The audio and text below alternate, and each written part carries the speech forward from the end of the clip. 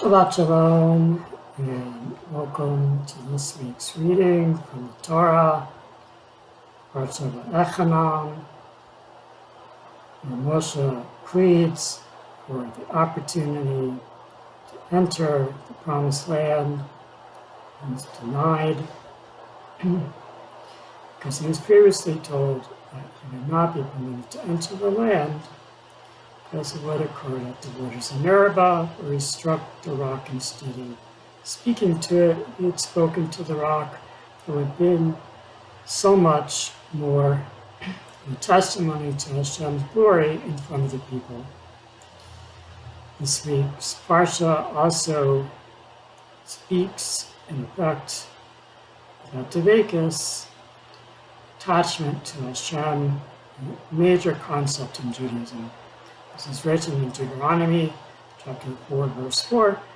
Ye that do cleave unto Hashem your God are alive, every one of you, this day. During Moshe's 37-day speech, he prepared Bnei Israel to enter the Promised Land. He cautioned them, admonished them, and reminded them in a tactful way of previous sins.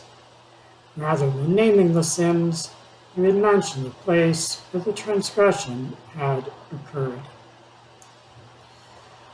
One such instance that appears more direct is when he mentions the matter of Baal Peor, where Hashem punished all the men that followed the Baal of Peor, a Midianite deity, as mentioned in Deuteronomy chapter 4, verse 3. This is the previous verse before the mentioning of Deveykus,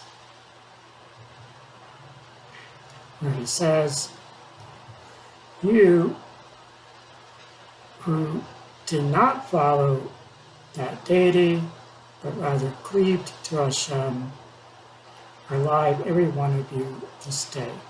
Deuteronomy 4:4.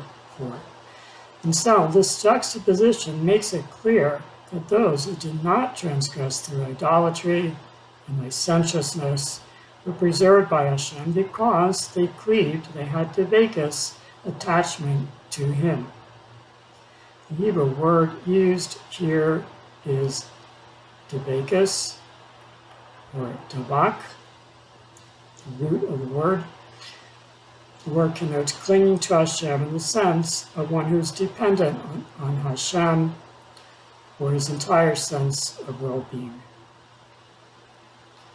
Furthermore, on a practical note, Deveykus should lead to his Hispadatus, one form of Jewish meditation.